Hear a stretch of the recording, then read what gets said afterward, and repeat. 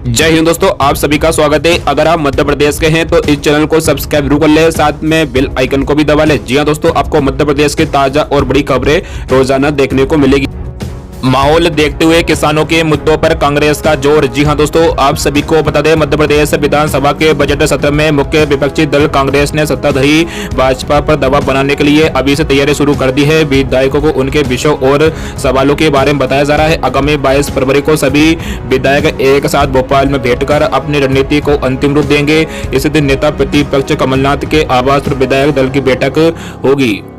विधानसभा अध्यक्ष और उपाध्यक्ष के चुनाव को लेकर 18 फरवरी को कमलनाथ के भोपाल लौटने पर तय होगा कि कांग्रेस इसे लेकर क्या कदम उठाएगी। इसके बजट सत्र के पहले दिन राज्यपाल का अभिभाषण भी होगा। जी हां दोस्तों, जानकारी के मुताबिक कांग्रेस ने किसानों के मुद्दों पर सरकार को घेरने की तैयारी खास तौर पर की है। ये तैयारी दिल्ली की सीमाओं पर 3 महीने से चल रहे आंदोलन से जोड़कर की जा रही है। इसमें किसान कर्ज माफी से जुड़े सवाल तैयार हो रहे हैं। शिवराज सरकार की बड़ी योजना, प्रदेश के 700 थानों में होगी ये नई व्यवस्था। जी हां दोस्तों, आप सभी को बता दें, प्रदेश में महिलाओं के खिलाफ बढ़ते अपराध को रोकने के लिए शिवराज सरकार बड़े कदम उठा रही है। मध्य प्रदेश में अपराधों को रोकने के लिए महिला थाना का शुभारंभ किया गया था। अब राज्य शासन द्वारा प्रदेश के 700 थानों में महिला हेल्प डेस्क बनाया जाएगा। इसके लिए तैयारी पूरी कर ली गई है। वही व्यवस्थाओं को अंतिम रूप देने की तैयारी की जा रही है। जी हाँ दोस्तों, दरअसल प्रदेश के 700 महिला हेल्प डेस्क बनाई जाएगी। 3 श्रेणियों में इस डेस्क का गठन किया जाएगा, जहां अपराध के रिकॉर्ड मुताबिक अधिकारियों को तैनाती की जाएगी। अतिरिक्त पुलिस महानिदेशक कार्यालय के आदेश के तहत सभी जिलों में महिला दिवस के मौके पर महिला डेस्क का शुभारंभ किया जाएगा। वही इन महिला हेल्प डेस्क को ऊर्जा महिला हेल्प डेस्क नाम से जाना जाएगा।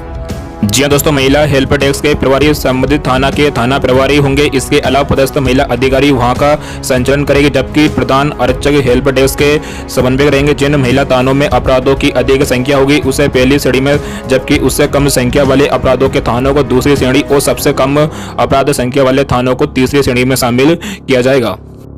मध्य प्रदेश के हजारों किसानों को बंधक भूमि छुड़ाने का एक और मौका देगी शिवराज सरकार। जी हां दोस्तों, आप सभी को बता दें, राज्य सहकारी कृषि और ग्रामीण विकास बैंक के कर्जदार किसानों को अपनी हजारों हेक्टेयर बंधक भूमि छुड़ाने का शिवराज सरकार एक मौका और देगी। इसके लिए सहकारिता विभाग ने एक बार फिर एक मुश्त समझौता योजना लाने का प्रस्ताव तैयार किया है। दरअसल बैंक बंद की प्रक्रिया में और 85,537 किसानों से 2,580 करोड़ रुपए की वसूली होना बाकी है। इस राशि को प्राप्त करने और किसानों को बंधक भूमि वापस लौटाने के लिए 2017 में समझौता योजना लाई गई थी। इसमें 20,000 से ज्यादा किसानों को 82 करोड़ रुपए का कर्ज चुकाकर 49,600 हेक्टेयर भूमि को मुक्त करा लिया गया था। जी हां दोस्तों, खराब वित्तीय प्रबंधन के कारण किसानों को दीर्घकालीन ऋण देने वाला राज्य सहकारी कृषि और ग्रामीण विकास बैंक खुद कर्ज की गिरफ्त में फंस गया और अंत तक उभर नहीं पाया। राष्ट्रीय कृषि एवं ग्रामीण विकास बैंक से शासन की गारंटी पर ऋण लेकर इसने किसानों को दिया था, लेकिन वसूली नहीं हुई। शासन ने नबार्ड का कर्ज तो अपने ऊपर ले लिया और उसे चुका भी दिया, पर सहकारी बैंक का कर्ज फंसा हुआ है। जी हाँ दोस्तों, बता दें, इसे वसूल करने के लिए शिवराज सरकार ने पिछले कार्यकाल में एक मुश्त समझौता योजना लागू की थी। इसमें 3 किस्तों में मूलधन लौटाने पर ब्याज पूरी तरह माफ करने प्रावधान था। 90,000 से ज्यादा किसानों ने योजना से लिखित में सहमति जताई, पर 20,000 किसानों ने ही 82 करोड़ 67 लाख रुपए चुकाए।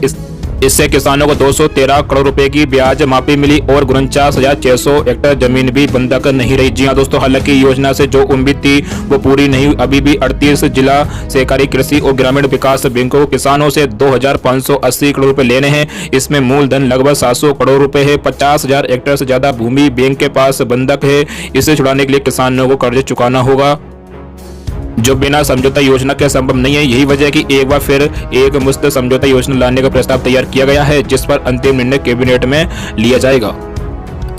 नागरिक निकाय चुनाव, बीजेपी का मास्टर स्ट्रोक, प्रदेश में हुई त्रिशूल की एंट्री। जी हां दोस्तों, आप सभी को बता दें, मध्य प्रदेश में हर चुनाव से पूर्व बीजेपी द्वारा मिशन तैयार किया जाता है। उसी मिशन के तहत चुनाव की गतिविधियों को संचालित किए जाते हैं। अब इसी बीच आगामी नागरिक निकाय चुनाव और पंचायत चुनाव को लेकर बीजेपी द्वारा प्रदेश में मिशन त्रिशूल की एंट्री करवाई जा रही है।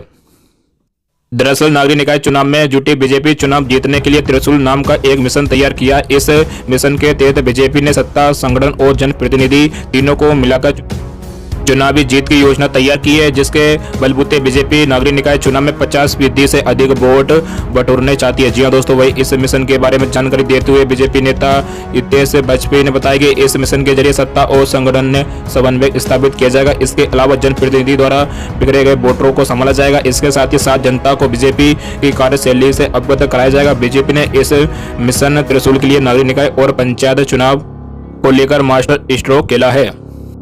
जहरीली शराब से मौत पर गुस्से में कांग्रेस, सीएम शिवराज के लिए कही ये बात। जी हां दोस्तों, आप सभी को बता दें, मध्य प्रदेश में जहरीली शराब पीने से लगातार हो रही मौतों से कांग्रेस गुस्से में है।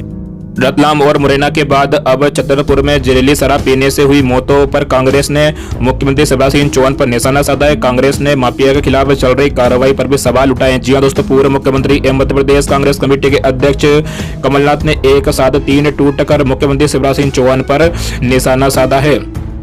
कमलनाथ ने ट्वीट करते हुए सवाल किया कि उज्जैन में जहरीली शराब से 14 की एवं मुरैना में 25 की मृत्यु के बाद अब छतरपुर में शराब से 4 लोगों की दुखद मौत। शिवराज जी, ये शराब माफिया कब तक यूं ही लोगों की जान लेते रहेंगे? आखिर ये माफिया कब गड़ेंगे, कब टांगेंगे, कब लटकेंगे? आपका बदला हुआ मूड कब इन माफियों को दिखेगा? जी हां दोस्तों, दूसरे ट्वीट में कमलनाथ ने लिखा कि रेत माफिया, भू माफिया, वन माफिया, शराब माफिया, सब तरह के माफिया आपकी सरकार आते ही वापस बेखौफ रोज सरकार को दे रहे हैं खुली चुनौती। आपके सारे दावे जुमले साबित हो रहे हैं।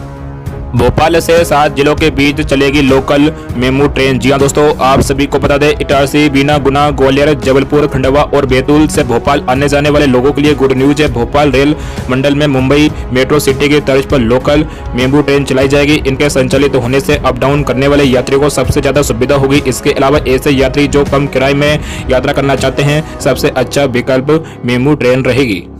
जी हां दोस्तों, अभी भोपाल रेल मंडल के पास मेमू ट्रेनों के लिए रैंक नहीं है। रेलवे बोर्ड मेमू के रैंक तैयार करवा रहा है। ये सभी रेल मंडल को दिए जाएंगे जो भोपाल रेल मंडल को मिलेंगे। अभी इनका मेंटेनेंस गुजरात के बड़ोदरा में होता है। जब भी भोपाल से बीना के बीच चलने वाली मेमू ट्रेन के रैंक में खराब आती है, तब बड़ोदरा से तकनीकी टीम को ठीक करने के लिए बुलाया जाता है। एक पगवाड़े में दूसरी बार बढ़े रसोई गैस के दाम, अब 775 रुपए हुआ सिलेंडर। जी हां दोस्तों, आप सभी को बता दें, गैस सिलेंडर के दाम रिवाइज करने के नाम पर गैस सिलेंडर में मिलने वाली सब्सिडी खत्म कर दी गई थी। इसके बाद राजधानी में सिलेंडर के दाम कम कर दिए गए थे। इसके बाद लगातार रसोई गैस के दाम में बढ़ोतरी हुई। कोरोना काल के बाद तो रसोई गैस के दाम में बेतहाशा वृद्धि हुई और अब सिलेंडर के दाम उतने ही हो गए जितने सब्सिडी खत्म करने से पहले थे। इधर केंद्र सरकार ने भी पेट्रोलियम पर सब्सिडी कम कर दी है। दाम में लगातार हो रही वृद्धि के चलते आम उपभोक्ता को रसोई गैस सिलेंडर महंगे दाम पर खरीदना पड़ा। राजधानी में सोमवार से रसोई गैस के 14 किलो 200 ग्राम का सिलेंडर के दाम 50 रुपए बढ़कर 775 रुपए हो गए। इससे पहले 1 फरवरी को 25 रुपए दाम बढ़े थे। जनवरी में गैस सिलेंडर के दाम 700 रुपए थे। इस तरह एक पगवाड़े में दूसरी बार दाम बढ़ने से रसोई गैस भी घरों का बजट बिगाड़ रही है। अप्रैल अंत से शुरू होगी बढ़ती परीक्षाओं का महाकुंभ। जी हां दोस्तों, आप सभी को बता दें, कोरोना संकट के कारण प्रभावित हुए कार्य को पटरी पर लाने के लिए व्यावसायिक परीक्षा मंडल अब तेजी से काम कर रहा है। त्रासदी के कारण जो परीक्षा अवरुद्ध हुई थी, उन्हें संपादित कराने के लिए अप्रैल से शुरुआत की जा रही है। परीक्षा मंडल में अधिकारियों का कहना है कि अप्रैल माह के अंत से सबसे बड़ी कांस्टेबल की परीक्षा होगी। यह परीक्षा पूरे 2 माह चलेगी। इस परीक्षा में सबसे अधिक 12 लाख उम्मीदवार शामिल होंगे। पूरे मई और जून माह में एक परीक्षा संपन्न करवाई जाएगी। अधिकारियों के कहना है सबसे बड़ी इस परीक्षा को शांतिपूर्ण तरीके से संपन्न करवाने के लिए अभी से तैयारी शुरू कर दी गई है, क्योंकि भारत सरकार की गाइडलाइन को भी ध्यान में रखना है।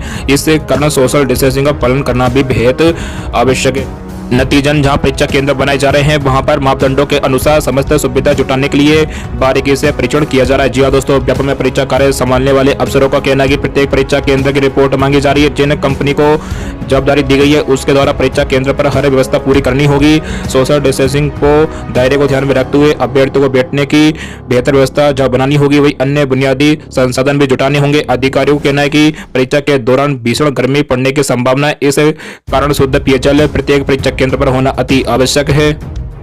सोशल डिस्टेंसिंग में फर्नीचर के भी जहां उत्तम प्रबंधन किए जाएंगे, वही हवा के इंतजामों का भी परीक्षण होगा। प्राथमिक शिक्षक परीक्षा जून में संभावित। जी हां दोस्तों, व्यापम में अधिकारियों को कहना है कि बहुप्रतीक्षित प्राथमिक भर्ती परीक्षा जून में संभावित है। कांस्टेबल परीक्षा संपन्न होने के बाद तत्काल इस परीक्षा की तैयारी शुरू कर दी जाएगी। इस परीक्षा में 6 लाख उम्मीदवार बैठेंगे। अधिकारियों का कहना है कि पहले इस परीक्षा में कांस्टेबल से अधिक उम्मीदवार शामिल होने की जरूर संभावना थी, लेकिन इस परीक्षा में डीएड करना अति आवश्यक है। इस प्रति सेशन डिप्लोमा के अभाव में कम उम्मीदवार परीक्षा में बैठ रहे हैं। फिर भी प्राथमिक शिक्षक भर्ती परीक्षा की तैयारी भी शुरू कर दी गई। जैसे ही कांस्टेबल की परीक्षा संपन्न होगी तो तत्काल प्राथमिक भर्ती परीक्षा की शुरुआत कर दी जाएगी।